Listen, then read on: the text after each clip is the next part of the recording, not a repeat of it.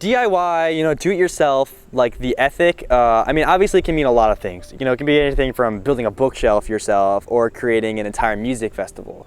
But the whole idea is that you don't have to rely on other people to give you everything. You don't have to rely on some guy setting up a structure for you to make money or something like that, that you can actually make what you want and you can do it how you want.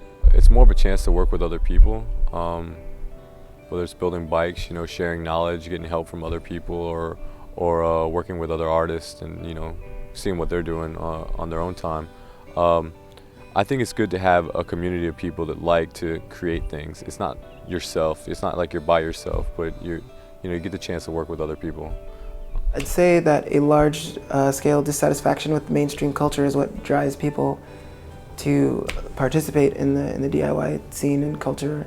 Like when you realize that, like cars are polluting a lot and you start riding a bike, or you realize that factory farming is polluting a lot and so you stop eating meat, and it's like once you realize that the actions and the things that you're participating in might be contributing to things that you don't agree with, you have to find a way to not contribute to those things. Where does all this come from? It comes from we're going to break away from this immoral, exploitative, anti-human system. We're going to create something that's good, and we're going to nurture it, and we're going to do it right this time.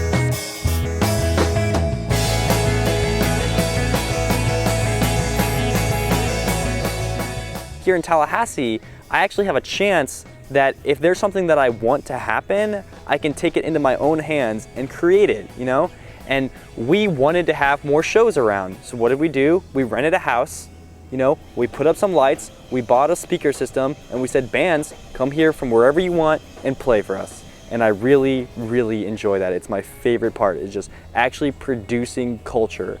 When I was growing up as a kid, it always seemed like something you couldn't do. Like, there were people who booked shows and that's what they did, and you were just the kid who went to shows. And after doing it for a while, I just realized how easy it is. If you like a band or something and you want them to come to your town, you can email them or call them and let them know that you're interested. There's been several bands that I've approached via Facebook or email, and I've wanted them to play there. There's also been people that have approached us, which has been really surprising to me, actually, as we've gone on. When we started, we were always asking people to play, and it took only like a month and a half before we were getting emails and we started turning down shows. I would say that a band in the DIY punk scene, usually as a goal, they go out to make friends, spread ideas, and build community. So yeah, everything within DIY culture has a certain amount of ideology behind it. It's the reason why that thing is what it is. It's the reason why it was created in the first place, to move outside of the system and say we can have our own things, we can do it better, we can do it over here. We can do it without the market influences. We can do it because of the thing itself is good, and that's what we want. But of course, these things too can be attacked. Right? They can be deconstructed, and they can become the same commodities that we're fighting against. Take bike polo, for instance. It's already happening there. Bike polo is pretty much like street hockey on bicycles. We play 3 versus 3, and we play on concrete, and pretty much can play with any kind of bicycle you want. Right now, the bike polo scene is really small. It's growing in popularity. We look up north, there's huge teams now. Right? It's kind of becoming an industry. There's teams sponsored by American Apparel. I mean, I'm going to continue to build my own stuff regardless of how many companies start producing, polo mallets or polo bikes. It's a much better feeling when you make it yourself. There was a really ritzy fashion show that happened recently. One of the things on the fashion show was a guy walking down, the super buff guy, right? Walking down the runway, right? He has a little short brim hat and a bike polo mallet. And that was his style that he was showcasing. It's hilarious. Any time when you tie capitalist goals of profit into anything, you're going to ruin it. And that's the cool thing about touring on your own terms is, when you're booking house shows, the bands that are coming aren't looking to get famous or make money. Like they want to play music, they have something to say, they want people to hear it.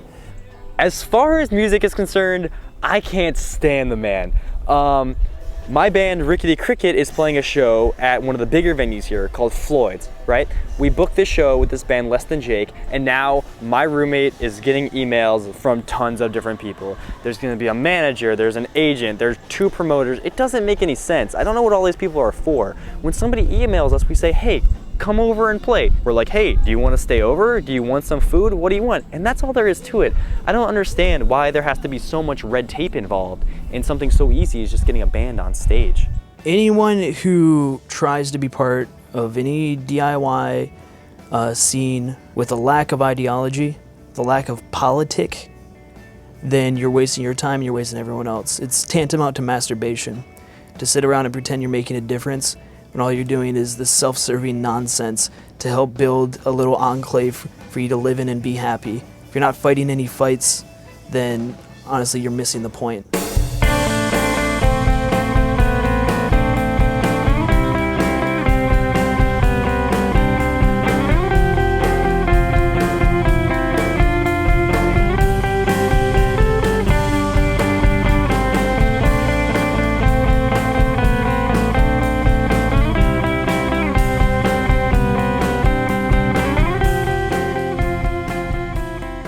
A lot of times you have to go into the bike shop, crank it up to modify your bike, because there's certain tools you need that people don't keep at their house.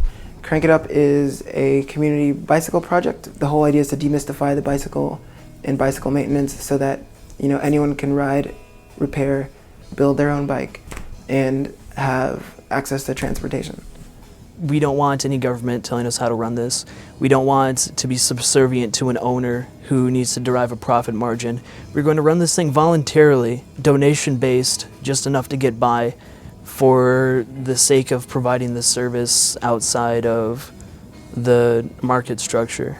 It's really convenient to have a place where you can go and work on your bike and feel safe and not have to worry about not knowing how to build a bike. Everyone there is very friendly. They'll help you learn how to make a bike. They'll give you an alternative means of transportation or the knowledge to teach other people. When it comes to like Bread and Roses, they're helping with the environment, teaching you about buying and eating locally grown food. Bread and Roses is a member worker run food co-op in town, which means that everyone who is a member of the co-op has to work there. There are no employees. Everyone's a volunteer, and the purpose of Bread and Roses existing is to make food cheap for everyone, not to make a profit. It's basically to make enough to sustain the space and to have food for everyone to eat.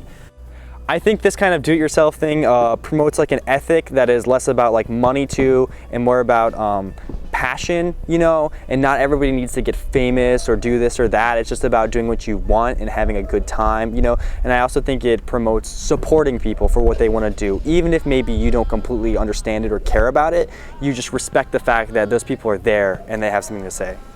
Make no mistake, all of these projects necessarily conflict and challenge with modern capitalism. That's what it's all about. It's literally challenging capitalism. Challenging capitalism within culture. Challenging capitalism within the food production. At the core of it, where all this stuff is coming from is we're looking at all this terror within society, all of this waste, all of this inequality, all of this exploitation and injustice. And we're saying, okay, let's build something else that's outside of that. And with the eventual goal of, once we build our own infrastructure, we can do away with this oppressive system. If you feel like maybe you're not represented in the music that's in the mainstream or something, and there's probably other people like you who feel like they're not represented too, and if you start a band, you kind of give visibility to whatever group of people feels marginalized. It just improves the community in general. It's the same thing, I guess, with all the social issues that we feel like we talk about in our band. The more you talk about them, the more visible they are, and then the more chance there is of them being fixed.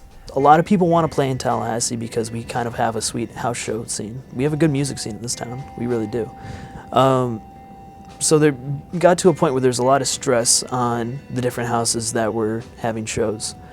So a lot of these cats got together and said, okay, we're still going to do house shows. This isn't a replacement for house shows, but we should have a space that is guaranteed for this, that we can protect and promote as a constant. It isn't going to be someone's house where someone else is moving into. It's going to be a landmark, right, that we can maintain and keep up throughout the years and nurture the music scene and just have it be awesome. So that's what the Far Side became. The Far Side is an all-ages, sober space. I like to call it like a community space. It's not just a show venue.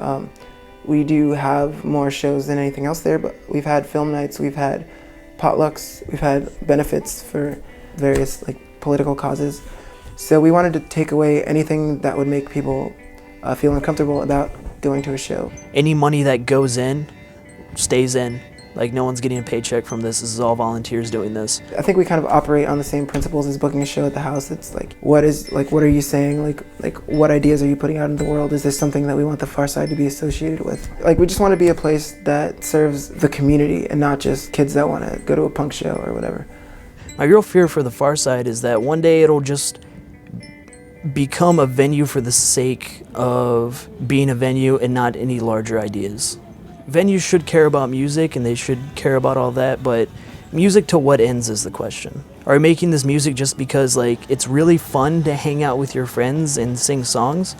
Or are we making this music because it's a liberatory and a revolutionary experience to create your own thing, have your own fun, and do it outside of these oppressive structures? The important thing is writing the song. The important thing is being there, and the important thing is like being cool to people and communicating to them, you know, through your music. We can't all equally put out a high budget movie production, you know? We can try, but it's not really as easy. And but what we can do is we can all get together in a room and just play some instruments, you know? A G chord is a G chord no matter what income bracket you're in. These organizations wouldn't exist if these people weren't as passionate about them. Places like Crank It Up, if it wasn't for all those mechanics to volunteer and keep that thing running, I mean, we wouldn't have that community bike shop and there would be a lot less bikes on the road. I guess it depends on the organization, but it's really, they're just, they're helping show you how you can get involved and how you can actually make a difference with the environment and learning how to help out yourself. Tallahassee is a special town and we should fight every day to keep it that way and create our own culture rather than consuming someone else's, and live our lives rather than modeling our lives off of what we see on TV or the lives of other people who we think are cool.